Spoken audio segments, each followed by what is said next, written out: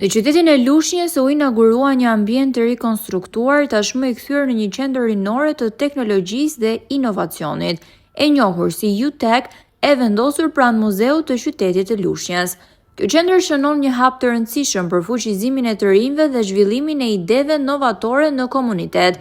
Hapësira e re do të shërbejë si një pikë takimi për kreativitetin, teknologjinë dhe bashkëpunimin, duke u dhënë të rinjve mundësinë të eksplorojnë potencialin e tyre dhe të kontribuojnë në të ardhmen digjitale.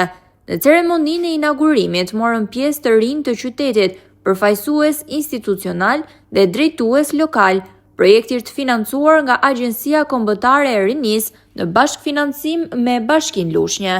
Të pranishëm në këtë aktivitet ishin dhe kryebashkiakja Eriselda Sefa, si dhe e shoqëruar nga nënkryetaria Maldrita Bardho, si dhe drejtuesja e qendrës rinore Sara Bode.